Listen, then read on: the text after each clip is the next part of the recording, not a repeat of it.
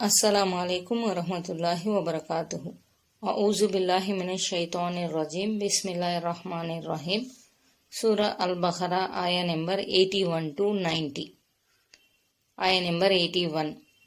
నిస్సందేహంగా ఎవడు పాప కార్యాలకు ఒడిగట్టాడో, అతని పాపాలు అతన్ని చుట్టుముట్టాయో అలాంటి వారే నరకవాసులు, అందులో వారు శాశ్వతంగా ఉంటారు. ఆయ నెంబర్ 82. మరెవరు విశ్వసించి మంచి పనులు చేస్తారో వారు స్వర్గవాసులు, అందులో వారు శాశ్వతంగా ఉంటారు. యూదుల బుకాయింపులను ఖండిస్తూ అల్లా స్వర్గ నరకాల ప్రవేశానికి ఏ ఏ విషయాలు కారణభూతమవుతాయో తెలియజేశాడు. ఎవరి కర్మల పత్రంలో పాపాలే పాపాలున్నాయో, ఇంకా షిర్క్ మరియు కుఫ్ర్తో కూడిన పనులు లిఖించబడి ఉన్నాయో వారి నివాస స్థలం నరకం అవుతుంది. వారు అందులో కలకాలం మగ్గవలసిందే. విశ్వసించి సత్కార్యాలు చేసిన వారు స్వర్గవాసులవుతారు. ఇక విశ్వాసుల్లో పాపం చేసిన వారు కూడా ఉంటారు. వారి వ్యవహారం దైవాధీనమై ఉంటుంది. ఆయన గనక తలిస్తే తన కృపతో వారిని మన్నించి కొంతకాలం పాటు నరకంలో ఉంచి స్వర్గానికి తరలించగలడు. లేదా దైవ ప్రవక్త సల్లల్లాహు అలైహి వసల్లం సిఫారసుపై వారిని మన్నించి స్వర్గంలో దాఖలు చేయగలడు. సహీ హదీసుల ద్వారా కూడా ఈ సంగతి రూఢి అవుతుంది. ఆయ నెంబర్ 83. మేము ఇస్రాయిల్ వంశస్థుల నుండి వాగ్దానం తీసుకున్నాము, అల్లాను తప్ప వేరెవరిని ఆరాధించకూడదు. తల్లిదండ్రుల ఎడల ఉత్తమంగా మెలగాలి. అలాగే బంధువులను, అనాథలను, అగత్యపరులను ఆదరించాలి. ప్రజలతో మర్యాదగా మాట్లాడాలి. నమాజును నెలకొల్పుతూ ఉండాలి. జకాత్ ఇస్తూ ఉండాలి. అయితే మీలో కొద్దిమంది తప్ప అందరూ మాట తప్పారు, ముఖం తిప్పుకున్నారు. ఆయ నెంబర్ 84. పరస్పరం రక్తం చిందించరాదని, అంటే చంపుకోరాదని, తోటి వారిని వారి నివాస స్థలాల నుంచి బహిష్కరించరాదని మీ నుండి వాగ్దానం తీసుకున్నప్పుడు దానికి మీరు అంగీకరించారు. ఆ విషయానికి స్వయంగా మీరే సాక్షులు. ఇస్రాయిల్ సంతతి నుండి తీసుకున్న వాగ్దానాన్ని గురించి అల్లా వివరించాడు. కానీ ఈ వాగ్దానాన్ని కూడా వారు భంగపరిచారు. ఈ వాగ్దానంలోని మొట్టమొదటి అంశం ఏకదైవారాధన. ప్రవక్తలందరి సందేశం కూడా ఇదే. ఏకదైవారాధన తరువాత తల్లిదండ్రుల ఎడల మంచిగా మెలగాలని ఆదేశించబడింది. దైవారాధన ప్రస్తావన వచ్చిన వెంటనే తల్లిదండ్రులతో ఉత్తమ వ్యవహారాన్ని గురించి పేర్కొనడం విశేషం. అల్లాను ఆరాధించడం ఎంత అవసరమో తల్లిదండ్రుల ఎడల సత్ప్రవర్తనను కలిగి ఉండడం కూడా అంతే అవసరం. అందులో ఎలాంటి లోటు కనబరచకూడదు. ఖురాన్లో అల్లా చాలా చోట్ల తన ఆరాధన గురించి చెప్పిన తరువాత వెంటనే రెండో స్థానంలో తల్లిదండ్రుల పట్ల విధేయత కనబరచాలని, వారి పట్ల అత్యుత్తమంగా మెలగాలని ఆదేశించాడు. దీని ద్వారా తల్లిదండ్రులకు విధేయత చూపడం ఎంత అవసరమో బోధపడుతుంది. తల్లిదండ్రుల తరువాత ఆత్మీయుల, అనాథల, అగత్యపురుల వంతు వస్తుంది. వారితో కూడా మృదువుగా వ్యవహరించాలి. ఈ విషయాలకు ఇస్లాంలో ఎంతో ప్రాముఖ్యం ఉంది. మహాప్రవక్త ముహమ్మద్ సల్లల్లాహు అలైహి వసల్లం కూడా వీటిని గురించి పలు విధాలుగా నొక్కి వక్కాణించారు. ఈ వాగ్దానంలో నమాజు నెలకొల్పడం గురించి, జకాత్ గురించి కూడా వచ్చింది. ఈ రెండు అంశాలు వెనుకటి షరియతులలో కూడా ఉండేవి. దీన్ని బట్టి వీటి ప్రాముఖ్యం ఎటువంటిదో అర్థం చేసుకోవచ్చు. ఇస్లాంలో కూడా ఈ రెండు ఆరాధనలు ఎంతో ముఖ్యమైనవి. ఈ రెండిటిలో ఏ ఒక్క దానిని త్రోసిపుచ్చినా లేక దాని పట్ల వైముఖ్యం కనబరచినా అది ధిక్కార వైఖరిగా భావించబడుతుంది. అబూబకర్ సిద్దిక్ రజియల్లా తాలా అన్హు తన ఖిలాఫత్ కాలంలో జకాత్ చెల్లించడానికి నిరాకరించిన వారితో ధర్మయుద్ధం అంటే జిహాద్ చేస్తానని ప్రకటించారు. నెంబర్ 85. కానీ మీరు పరస్పరం చంపుకున్నారు. మీలోని ఒక వర్గం వారిని ఇండ్ల నుంచి బహిష్కరించడం కూడా చేశారు. పాపానికి, దౌర్జన్యానికి పాల్పడుతూ మీరు వారికి వ్యతిరేకంగా ఇతరులను సమర్థించారు. మరి వారు బందీలుగా పట్టుబడి మీ వద్దకు వచ్చినప్పుడు మీరు వారి కోసం నష్టపరిహారం ఇచ్చిన మాట వాస్తవమే. కానీ మీరు వారిని వెళ్ళగొట్టడమే అధర్మం. అప్పుడు మీరు దాన్ని అస్సలు లెక్క చేయలేదు. ఏమిటి, మీరు కొన్ని ఆజ్ఞలను విశ్వసించి మరికొన్నింటిని తిరస్కరిస్తున్నారా? మీలో ఇలా చేసేవారికి ప్రపంచ జీవితంలో అవమానం తప్ప ఇంకేం ప్రతిఫలం ఉంటుంది? ఇక ప్రళయ దినాన వారు మరింత కఠినమైన శిక్ష వైపు మరలించబడతారు. అల్లాకు మీ చేష్టలు తెలియకుండా లేవు. మహాప్రవక్త సల్లల్లాహు అలైహి వసల్లం మదీనాకు రాకముందే అన్సార్ వర్గంలో 2 తెగలుండేవి. ఒకటి ఔస్, 2 హజ్రజ్. ఇవి 2 అనునిత్యం పరస్పరం కత్తులు దూసుకునేవి. అలాగే మదీనాకు చెందిన యూదులలో 3 తెగలుండేవి. ఒకటి బను ఖైనఖా, 2 బను నజీర్, 3 బను ఖురైజా. ఈ 3 తెగలు కూడా పరస్పరం కయ్యానికి కాలు దువ్వేవి. బను ఖురైజా ఔస్ తెగకు మద్దతునివ్వగా, బను ఖైనఖా మరియు బను నజీర్ ఖజ్రజ్ తెగకు అండగా నిలిచేవి. యుద్ధ సమయాలలో వారు తమ తమ కూటములకు సహాయ సహకారాలందించేవారు. ఫలితంగా వారు తమ మతానికే చెందిన వారిని చంపటం, ఇండ్ల నుంచి వెళ్ళగొట్టటం లాంటి పనులు చేసేవారు. మరి చూడబోతే తౌరాత్ గ్రంథం ప్రకారం ఇలా చేయడం నిషిద్ధం. విచిత్రం ఏమిటంటే తమ మతానికి చెందిన యూద తెగలు యుద్ధ ఖైదీలుగా పట్టుబడితే నష్టపరిహారం చెల్లించి మరీ వారిని విడుదల చేయించేవారు. అదేమంటే తౌరాతులో ఈ విధంగా ఆదేశించబడింది అని అనేవారు. యూదులు ఈ పరస్పర విరుద్ధమైన వైఖరిని దృష్టిలో పెట్టుకొని వారు షరియత్ను మైనపు ముద్దలా చేసుకున్నారని గ్రంథంలోని కొన్ని విషయాలను విశ్వసిస్తూ మరికొన్ని విషయాలను ప్రక్కన పెడుతున్నారని చెప్పబడింది.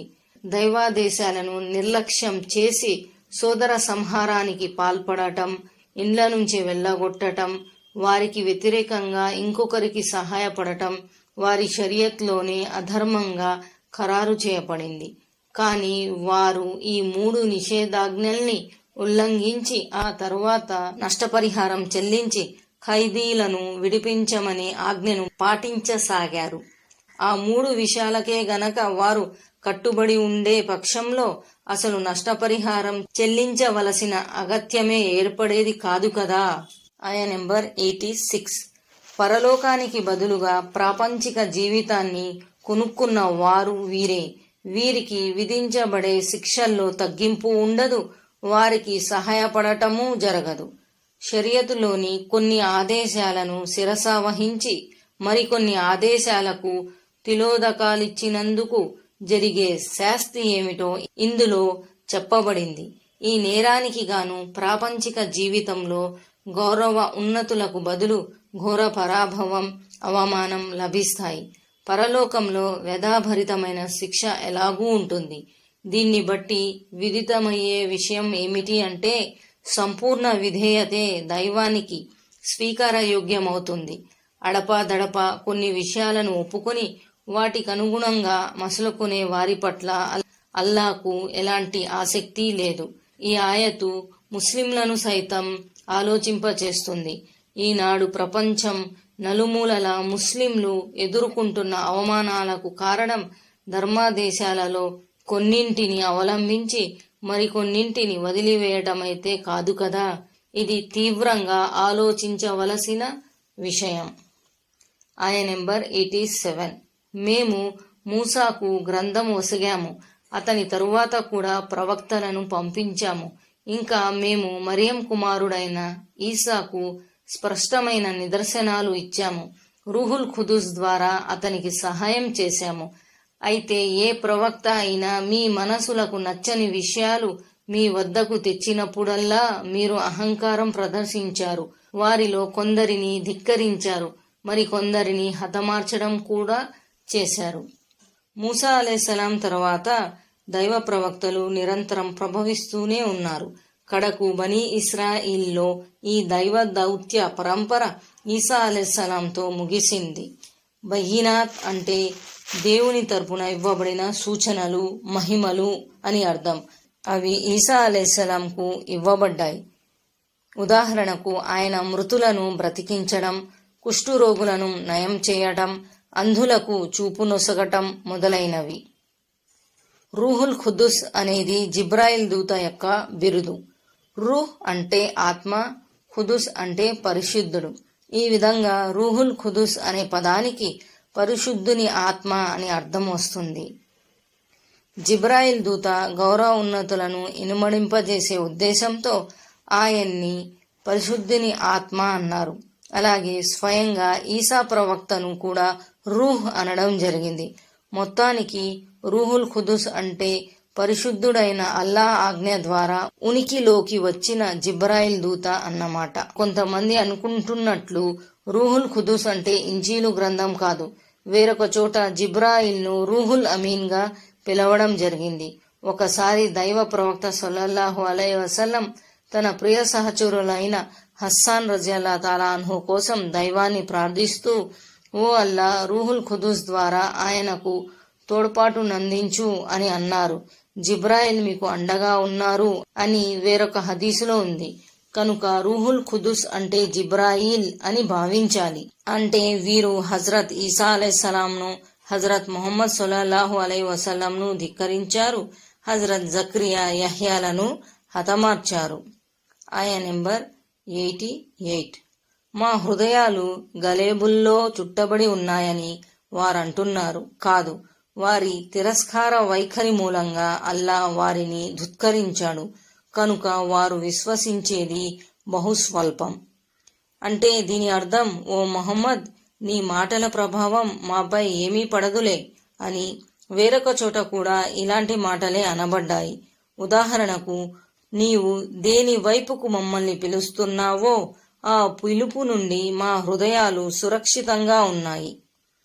హృదయాలపై సత్యవాక్కు ప్రభావం పడకుండా ఉండడం అన్నది గర్వపడే విషయం ఏమాత్రం కాదు.